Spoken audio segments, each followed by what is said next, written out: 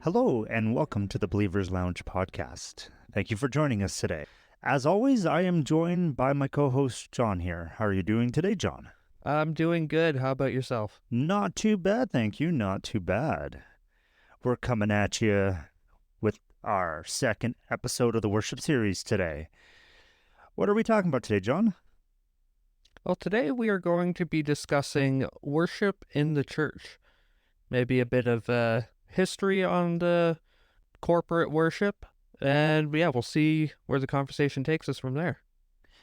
We're going to be looking at a few things. If you tuned into last episode, we talked about kind of the biblical viewpoint of what worship is. And so we're gonna take some of the concepts we discussed and some outlooks into what worship is in the church. And there's so many things you can talk about with that, eh? When you think about worship in church, mind you, you typically think of the 10, 15, 20-minute segment where everyone's, the praise band is up there. Praise band. That's more of a 90s terms. So, you hear that, everyone stand up, okay, we're going to sing some songs. Sometimes there's a welcome to church. A lot of times, kind of the introduction to the service is given by the worship leader. I know a lot of churches start off like that.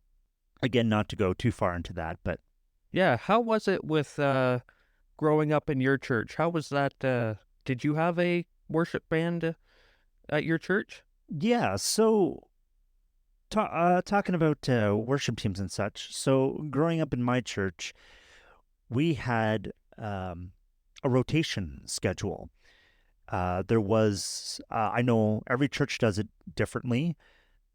We didn't have one one worship coordinator or one worship leader who was like on staff or like a worship pastor. Again, if you go to a bigger church, we had all volunteers, but there was a group of them, eh? There was like, four of them, I think. At one time, we had four worship teams, but each worship leader would switch each Sunday. So each worship team was only really doing one Sunday a week.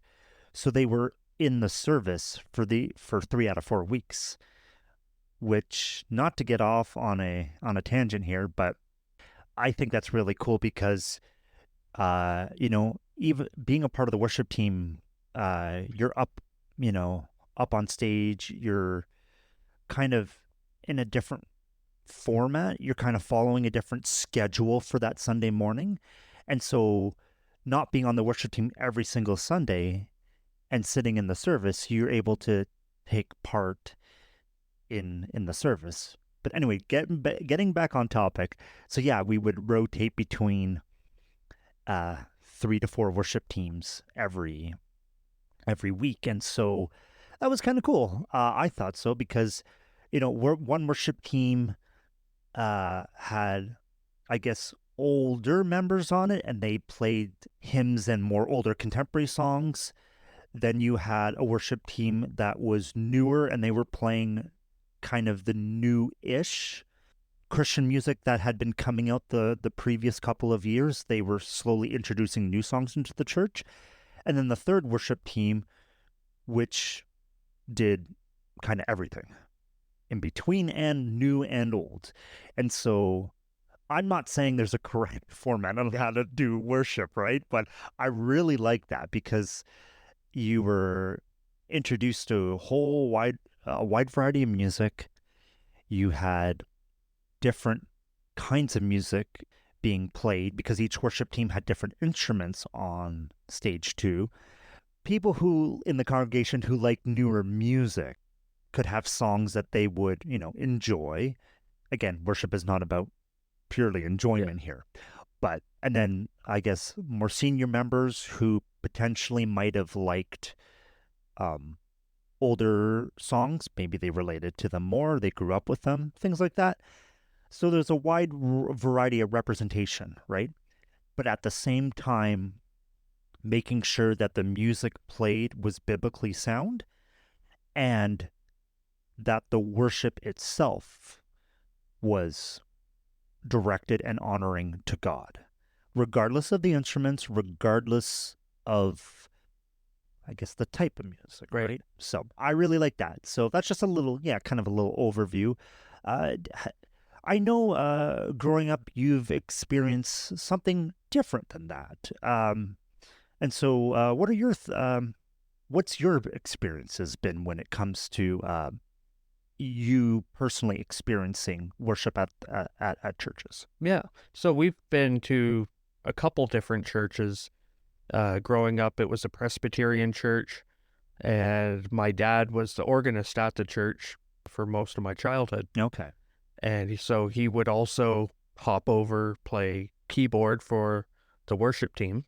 Yeah, it was a mix of hymns and, I guess, contemporary worship songs that were from the 90s. Okay. We did still sing out of the hymnal. So we would have, at the beginning of the service, it's the worship team. And then during the service, it's singing out of the hymnal. Okay. So we had that mix. Yeah. And then when we moved and started going to the Reformed church, they sang only out of the Psalter. And that comes from way back from the Reformation days Yes. of when with Martin Luther, and there was another guy, if I quickly look back at my article. So for those of you who might not be familiar with the Psalter, there is some differences between like a typical hymnal and then the Psalter, right? The Psalter kind of, if I know, correct me if I'm wrong, but the Psalter is more towards singing the Psalms out of the Bible, rather the hymns are Correct. okay, and then the hymns are kind of I'm not gonna, no, not a step forward, but like hymns are essentially taking, I guess, some of the structure of the Psalter, but then just using it to kind of another form of worship. The hymnody in churches consisted of singing inspired psalms. The Protestant Reformation, some reformers like Martin Luther, they included the hymns. But others, such as John Calvin, they held the principle of exclusive psalmody. And that's where the Reformed Church is today with their music. They sing the Psalms. Looking back, I enjoy both. Okay. They have just the organ. They do use piano now and again. But when you're in the church listening to everyone singing out of the Psalter and having just an organ, it sounds beautiful because people are singing in parts. You'll get people singing, the tenor parts, and you'll get the soprano parts and the bass parts, and it all comes together. And most of their sanctuaries are quite acoustic. Yes. And it sounds beautiful. But yeah, I enjoy most types of worship, like music styles in the churches I've been to. That's good. That's good. It's definitely an experience, and for most people, especially if you experience a different church's style, whether you're visiting or, trying out different churches, especially if they're different denominations, you do see a bit of a difference. But then again, you also see the difference in expression based on so many other factors: demographics of the church, location of the church, different cultural aspects. That's right. I mean, here in North America, we worship quite similarly across different denominations. You'll have some more expressional churches depending on your region, but we worship so much differently than, say, a church in Africa. Yeah. or say a church in Asia. Yes. And we'll It'd be cool. It'd be cool to experience that. it would be, yes. Yes, and I've Because what's cool is, we're all worshiping the same God. it is. That's what it is exactly.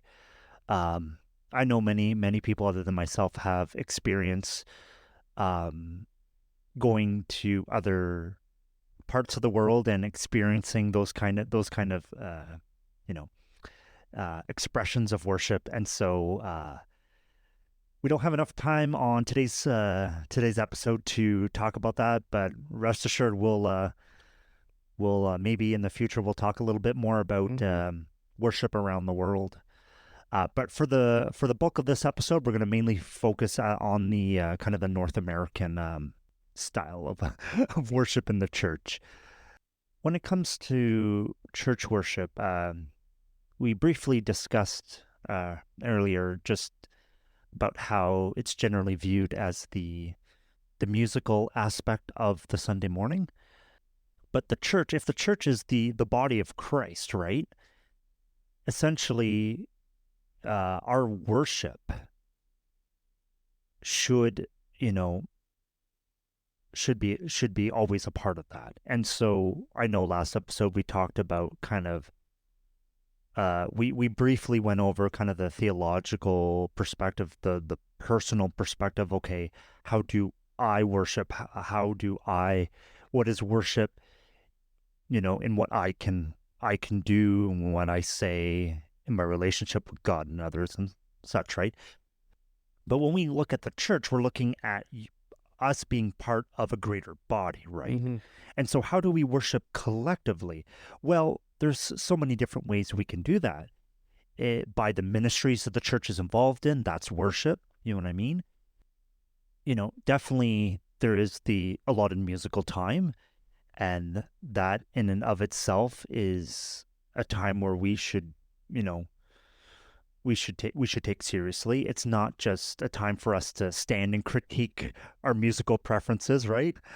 I'll be the first one to say I've been guilty of that. I have been in a church service and I'm not really connecting with God. I'm not really, either being reflective or worshiping God during that time with my voice, with my thoughts, things Right. like that. Because You're listening to, there's that sour note, or there's that's right. you chose that harmony. Or a big thing for me recently, I'll be honest about this, is the tempo's too fast. Again, not to get off on a tangent, I'm going to be saying this a lot, by the way, everybody. Um, when it comes to the hymns being played by contemporary praise bands or worship teams, one thing that I find happens is the tempo is sped up.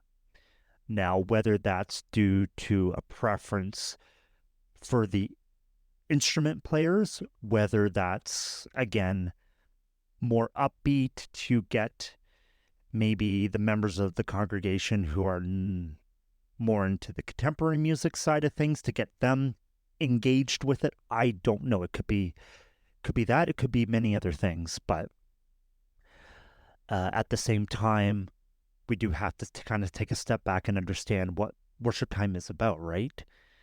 And so going back to what I was saying about, being critical about the tempos and such, after being reflective about that, I've realized I'm totally missing the point and the time of the service to be in musical worship. Again, that's generally that's a term I haven't coined, but that's something that I like to refer to it because, the worship time was great. Well, okay, it was the musical aspect of worship, and to be honest, I understand there needs to be a little bit of a structure, especially as a worship team to lead others into worship. But at the same time, again, going back to the understanding that the worship time is just another avenue for us to offer our worship again, that could be done so many different ways, but don't want to take up too much time. And I know there's some other things we want to talk about. So, but in kind of in a nutshell, that's personally I've felt recently has been important. And so in the introduction episode, I did mention you did mention I was on the worship team, and I'll be honest with you, these critical thoughts are something I've had to come to a realization and go before God and ask for forgiveness in order for me to be able to take the step to be on a worship team. And so, again, not to get off on a rabbit trail, but just wanted to impart the seriousness of of worship. And so, Yeah, because I know I've come into a worship service myself, and I've had days where I feel on fire and I just want to shout praises. The setup for the worship that Sunday is all let me somber song, reflection, right? reflection Yeah. songs. Let's have, peaceful moments. Yeah. And I'm sitting there in my seat, bouncing up and down because I'm so happy that day and I want to shout. And I don't get that shouting. It's coming in almost with the wrong mindset, coming into the service, hoping to get something out of that service. That's not what we come to church for. We don't come to worship because we want to get something out of that worship. We come collectively to offer our worship to God. For sure. That's a great point, because it could be vice versa as well too. We could be coming in wanting. We've had a hard week. We have some stuff that is heavy on our minds, or we're in kind of a I don't know what to do stage, Yeah. and then the worship is all shine Jesus shine, which is a great song. Yeah. But see, that's where I would take it, as you're coming into church and you're feeling, I just can't sing today. mm-hmm. Like, I'm feeling so depressed and feeling far from God, and I don't feel like singing today. That's okay. And that's okay. God's not going to force you to sing. Just listen. Listen to the music. Listen to what God is going to try and say to you through that music.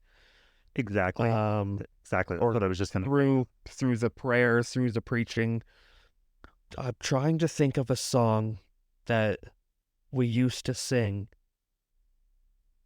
It was way back in the Presbyterian church. It's probably going to take me about 2 hours before I finally realize what the song was. But it basically talked about opening our ears to let us hear, opening our hearts to let us hear. Give us clean hands? No, I don't think it was that one. Was it a hymn or more contemporary? In the middle. Okay. Don't worry, it'll come to me tonight, and I'll jump up in bed and shout the name of that song. No one will hear me.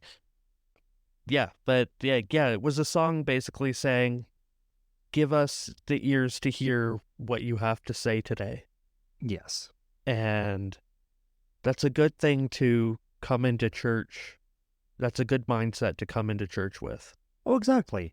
And just to go based on what you were saying earlier there, I feel a lot of the times our wants and desires, we almost feel like the need to have them satisfied immediately or have things done right away. And in having a relationship with God and being a Christian, you learn the value of patience. And in fact, many times, especially when we pray and when we ask God for things, God is saying, wait. The time is, I'm getting things ready. Again, it may not look like how you're going to want it to look like. In fact, I would say most times it isn't what we plan. Thank the Lord that He knows what's best. Let me tell you that. Oh, because if we went with what I thought was best, we have that 2020 hindsight vision and we realize that, okay, it wasn't. But getting back to my point, God is, a lot of times we're learning the value of being patient. And so when we come into church, we almost, sometimes we feel like, um, A, we want to get something out of it rather than, you know, worshiping during the worship time, receiving instruction through the preaching, things like that, right? Uh, but as well, B, we we want things delivered to us in a manner that, I don't know, sometimes speaks right to our needs right away. And to whether it's our needs or our wants, we want it met right then and there. It's almost like we were coming for a transaction. It's like, okay, we're gonna, give this and receive this. We know what we're doing ahead of time. We go in, we get it done, we come out. And that is just no. You've gone off the rails if that's the case, to be honest. Because again, church is not just something you take a part in every Sunday and then you go back to your I'll do whatever feels good or whatever gives me, you know, satisfaction, whatever I value as importance, and then take that into your week and then, come back on Sunday. And I understand not everyone's like that. But again, just going based on what you were mentioning there, John, it's really important for us to not only have the understanding, but to put these things um, to good use as well. And so, again, we want to iterate the importance of worship in the church. So, some final thoughts we have. The reason for these discussions is just, again, we're just discovering, more of who God is, and we want this to be an encouragement to everyone. And so we understand that everyone listening has very different, again, lifestyles, very different church atmospheres they've grown up in, different ways that they worship. You bring, and I understand, you bring everything. You bring your theology, you bring your ways of thinking into not only how you worship, but how you analyze it as well. There's nothing wrong with being mature and understanding that, okay, this worship, having the basis of saying this worship is, not necessarily good because it doesn't, have a biblical foundation or things like that. But again, just want to mention that it's important to understand that we all come from different backgrounds, but worship, in the church, again, is not just music, is not just the musical time. It is, again, coming from our relationship with God and then joining with the body and expressing that in the many different ways that the church does. 1 Corinthians 14, verse 26. What then shall we say, brothers and sisters? When you come together, each of you has a hymn, or a word of instruction, a revelation, a tongue, or an interpretation. Everything must be done so that the church may be built up. Very important verse, I think, when we look at worship and the different ways that we can essentially encourage and build each other up when we come together. And so we want the church to be built up. We want, to follow, again, God's command, go into all the world and preach the gospel. And so, and in this way, Again, by coming from a lifestyle and a personal relationship with God through worship, we're able to come together and again all be a part of God's plan through the church. So I think that's a good encouragement for others, for sure.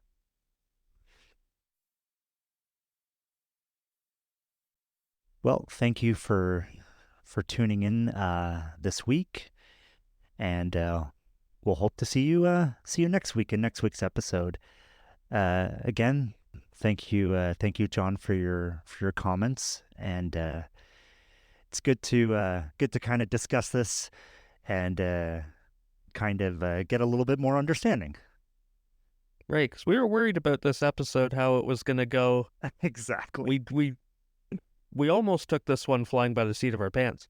Just about, yeah. We weren't sure how this was really gonna look, really gonna be structured, but it turned out well, and so we'll continue the again. We're gonna continue our discussions on worship for next episode, and so we'll see you then.